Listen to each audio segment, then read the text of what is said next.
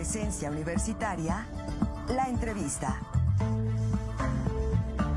Un punto de encuentro para el análisis y la reflexión.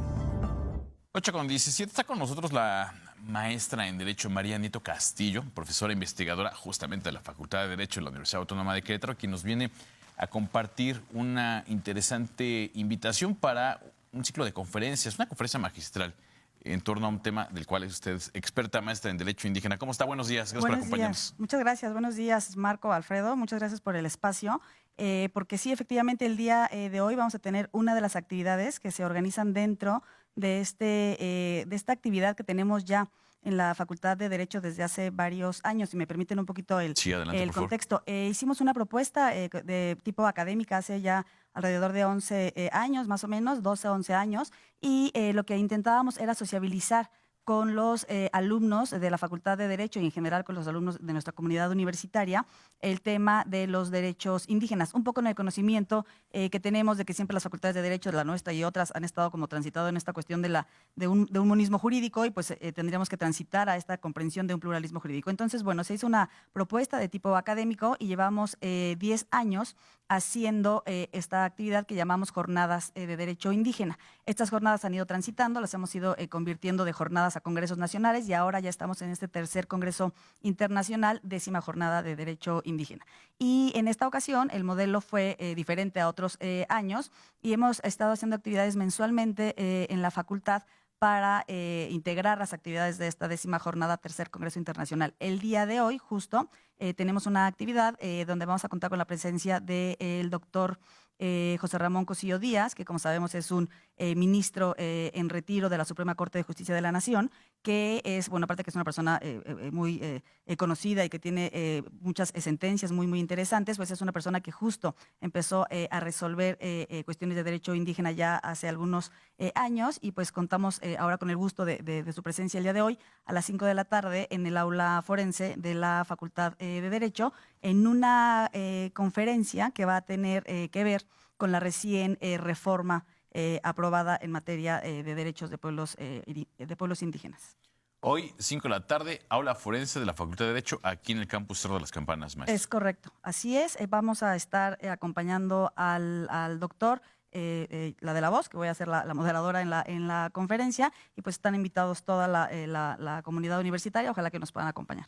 ¿Qué significado tiene esta reforma, como dice, recientemente aprobada? ¿Qué es lo que dice esta reforma? ¿Cuál es la trascendencia de ella? Muchas gracias, Alfredo. Pues es una reforma importante. Como sabemos, históricamente se han venido construyendo estos derechos indígenas, que creo que es importante señalar, en un tema no de otorgar derechos, sino de reconocer los derechos y las prácticas que directamente los pueblos tienen en relación a la utilización de sus usos y costumbres y en la utilización de sus sistemas normativos propios, ¿no? Tuvimos una reforma hace muchos años, que fue en 1992, el artículo 4, donde por primera vez reconocíamos la pluriculturalidad del Estado mexicano. Después, en el 2001, una reforma que fue muy importante en materia de pueblos indígenas, porque justamente fue esta reforma en donde en el artículo 2 constitucional, que en el texto original de la Constitución del 17 se hablaba de la prohibición de la esclavitud, se elimina esto se deroga y entonces entra el reconocimiento de los derechos de los pueblos indígenas en el artículo 2 constitucional y este artículo 2 se ha ido modificando. Ahora, la recién reforma aprobada el 29 de septiembre de este año, que fue una de las que integró la propuesta, las diferentes iniciativas de reforma que se presentaron el 5 de febrero, esta reforma lo que tiene de trascendente, bueno, tiene varias cosas trascendentes. Una de estas es el tema de hacer este cambio del reconocimiento de los pueblos indígenas como que estaban reconocidos como de interés público a hacer un reconocimiento como sujetos de derecho, como sujetos de derecho público y tener un patrimonio propio. Eso es un tema interesante. Otro tema es que refuerza un poco una reforma anterior que incluía un inciso C que habla también de pueblos afromexicanos y lo esclarece un poco más. Y también la integración de un inciso D que tiene que ver con cuestión de reconocimiento de derechos de mujeres, tanto indígenas como afromexicanas, y de esta importancia también en relación a los derechos de las infancias, juventudes, tanto indígenas como afromexicanas. Además de esto, evidentemente, cuestiones muy puntuales, el tema del derecho a la consulta, ¿no? Que los pueblos indígenas tienen que ser consultados en todo lo que tenga que ver con con temas relacionados con ellos, con sus territorios. El tema también, evidentemente, un poco que ya se tomaba desde la reforma del 2001 en relación a la elección de sus propias autoridades y demás. Entonces, un poco de esto serían los puntos principales de esta reforma y que viene a fortalecer o a mejorar la reforma del 2001 y que evidentemente también dejará algunas cuestiones ahí en el camino pendientes, pero que por lo menos es un intento de seguir avanzando en el reconocimiento del ejercicio de los derechos de los pueblos originarios. Maestra, ¿qué importancia, qué trascendencia tiene el que la comunidad universitaria, la comunidad académica, los no estudiosos del derecho puedan entender los alcances, la importancia y la relevancia de esta reforma en derecho indígena? Muchas gracias, Marco. Creo que es importante que todos entendamos en esta, y un poquito retomando lo que se decía hace un momento, Sí. en esta cuestión de ser empáticos con otras realidades. Creo que es importante que entendamos que el tema de los derechos de los pueblos originarios no es algo exclusivo de los sujetos que pertenecen a estos. A los pueblos originarios. Exactamente. O sea, porque si nosotros queremos hacer como sacarlos de un contexto y de una comunidad y de una realidad nacional, que es una también característica interesante de la reforma, hace mucha referencia a la unidad, a lo nacional, ¿no? Cuando también podríamos entender que podríamos transitar a una idea de una plurinacionalidad o entenderlo distinto. Pero bueno, ¿qué es lo importante? Que seamos empáticos, que podamos entender que existen otras realidades, que eso es muy, muy importante, que entendamos que existen otras formas de entender este mundo que no necesariamente corresponde a una idea hegemónica o a una idea de una sola nación, sino que más bien todos, tanto las personas que pertenecen a pueblos originarios como las personas que no pertenecemos a ellos, entendamos que forman parte de este Estado, que forman parte de la realidad, que son personas que aparte aportan culturalmente, económicamente, históricamente elementos muy relevantes para la vida y para la historia de nuestro país, y en la medida que entendamos esta pluriculturalidad, esta multietnicidad y demás, pues entonces podremos convertir una sociedad que sea mucho más empática, mucho más justa y que en la que todos tengamos realmente una condición de igualdad sustantiva.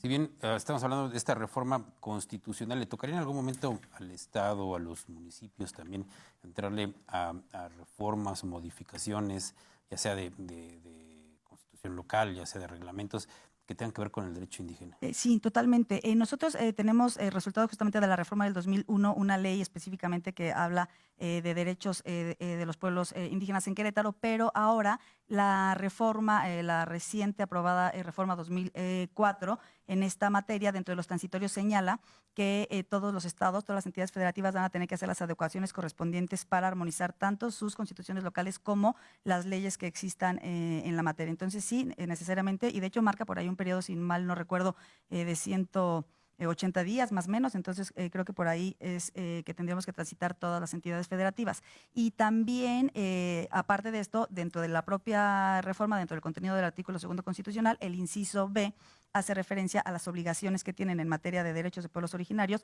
tanto la federación como las entidades y los municipios. Entonces sí, están las autoridades forzosamente obligadas, los poderes, a formar parte de esta de reforma y poderla materializar y llevarla a cabo.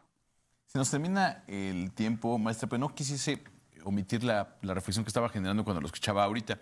Tenemos hoy en Querétaro Capital una reflexión que tiene que ver con el comercio ambulante ejercido por tal vez integrantes de pueblos originarios del Estado. Este tipo de reformas tendría también que contemplar el ejercicio del comercio por parte de artesanos y artesanas de pueblos originarios, ¿es correcto? Es correcto. De manera general, lo que busca la reforma es que haya este impulso a una mejor vida de manera general, de manera integral en pueblos originarios. Y evidentemente esto pasa no nada más por reconocimiento de cuestiones culturales, sino también de otro tipo de cuestiones como la económica, ¿no? O sea, es una realidad que en nuestro país las personas que pertenecen a pueblos originarios, aún viviendo en territorios donde se encuentran recursos naturales los más importantes, claro, sí. Por lo general viven en una condición de pobreza estructural, por lo menos desde la visión estatal. Entonces, creo que sí es importante que a partir de este tipo de reformas y de estos reconocimientos, pues se impulse a favor de esta mejora de las condiciones de vida en general de los pueblos indígenas. Entonces, evidentemente, tendría que pasar también por que las autoridades entiendan que ellos tienen que tener las oportunidades para realizar actividades de todo tipo, de acuerdo, evidentemente, a las normatividades y buscando las formas, el diálogo y demás, pero sí, tendría que impulsar una mejor condición socioeconómica para los pueblos originarios esta reforma. Que nos recuerde entonces esta conferencia magistral el día de hoy, ¿dónde, a qué hora, de qué va a tratar? Gracias. Sí, la reforma, la conferencia específicamente, el tema es la recién aprobada reforma en materia de derechos indígenas. El día de hoy a las 5 de la tarde en el aula forense de la Facultad de Derecho, aquí en el campus universitario, en el Cerro de las Campanas, con la presencia del ministro en retiro, el doctor José Ramón Cosío Díaz, para hablar de este tema. Muchísimas gracias. Pues maestra, muchas gracias por acompañarnos. Gracias por Gracias, al contrario. Vamos